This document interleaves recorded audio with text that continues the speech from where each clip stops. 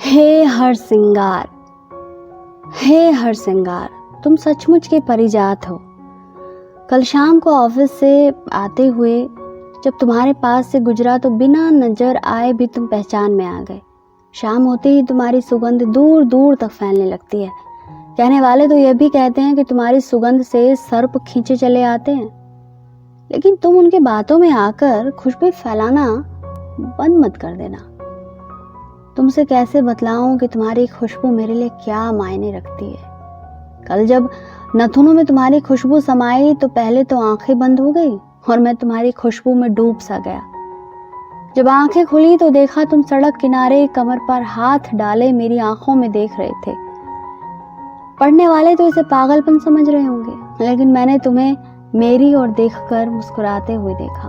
दिल चाहा कि आगे बढ़कर तुमसे लिपट जाऊं, लेकिन फिर देखा कि तुम्हारे पैरों के गिर्द एक जाल लपेट कर रखा हुआ था। खैर छोड़ो, मैं तुम्हें बतलाता हूँ कि तुम खास क्यों हो।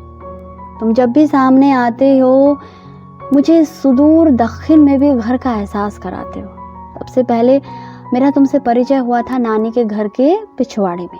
तुम वहाँ जोड़े में खड़े रहते थे और मैं मौसी के साथ तुम्हारे नीचे खेलता रहता था। कभी कभी जब मौसी बर्तन धोती थी तो मैं तुम्हारे ऊपर चढ़ जाता था और दीवार के पार देखता था। मुझे यह भी याद आ रहा है कि मैंने अक्सर नानी की डांट खाई थी आम के पेड़ पर चढ़ने की कोशिश करते हुए, लेकिन तुम्हारी वजह से मुझे कभी भी डांट सुनने को नहीं मिली। फिर धीरे धीरे शीतलता बढ़ने लगी। सुबह में उठने पर ठंड लगती थी, हालांकि दिन में उतनी ठंड नहीं रहती थी। ऐसी ही एक सुबह में बिस्तर पर हुई हरकत से मेरी नींद खुली तो देखा कि मौसी उठकर शाल ओढ़ रही थी। जैसे ही वे कमरे से निकलने लगी मैं डर के मारे रोने लगा। मौसी ने वापस आकर मुझे पुचकारा और मुझे एक शॉल में लपेट कर अपने साथ कर लिया। मुझे कुछ समझ नहीं आ रहा था कि मौसी क्या कर रही है। मैं बस उनकी उंगली थाम कर उनके साथ चलता रहा। वे घर से निकलकर आंगन में आई, फिर आंगन को पार कर पीछे का दरवाजा खोला। रात घुप काली थी और मौसी के हाथ में बस एक टॉर्च था। पीछे के दरवाजे से निकलकर हम दोनों तुम्हारे पास पहुंच गए। मौसी ने शाल की ओट से एक चादर निकाल कर तुम्हारे तले बिछाया और फिर तुम्हें झकझोरने लगी।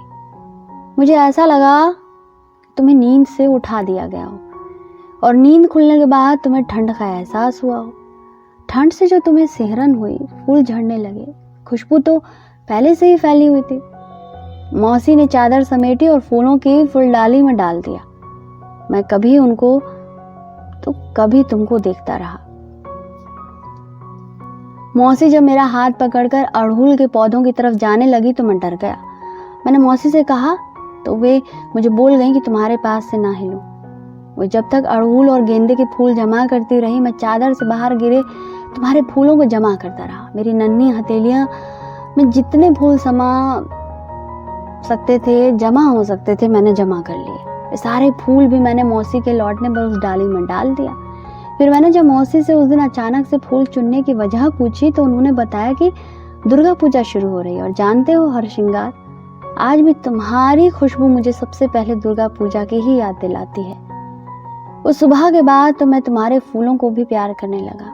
एक राज की बात बतलाता हूँ हर श्रृंगार, सुनो, किसी से कहना मत। यूं तो कोई भी फूल जमीन पर गिर जाए तो उससे पूजा नहीं होती, लेकिन तुम्हारे फूलों के साथ ऐसा नहीं होता, क्योंकि तुम अलग हो, तुम अलौकिक हो।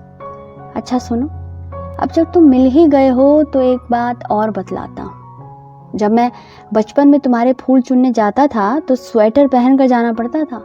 फिर जैसे जैसे मैं बड़ा होता गया ठंड से कुड़ती गई। अब तो छठ में सूर्य भगवान भी बिना किसी नखरे के समय पर आ जाते हैं। उस वक्त तो वे धुंध के पीछे छुप जाते थे और घंटों की मनुहार के बाद दिखते थे। इन सालों में बहुत कुछ बदल गया है, लेकिन तुम नहीं बदले हो। अब भी अपने वक्त पर आते हो और अब भी मुझे उतने ही प्यारे हो। एक रोज बूढ़े बरगद ने बताया था कि दुनिया के सारे हर श्रृंगारों की जड़ें आपस में जुड़ी हुई हैं। तुम सब आपस में बातें करते हो। एक काम कर दोगे क्या? मेरे नानी के घर के पिछवाड़े में जो हर श्रृंगार खड़ा है उससे जरा पूछना कि मेरी नानी कैसी है। मुझसे तो वे कहती हैं कि सब ठीक है, फिर भी तुम उनसे फिर भी तुमसे सुन लूँगा तो यकीन हो जाएगा। अच्छा, अब कल मिलूँगा। और हाँ, नानी की खबर मंगवाना भूलना मत। हो सके तो मेरे गांव की भी कुछ खबर मंगवा लेना। आता हूँ कल। शुभ रात्रि मेरे परिजात।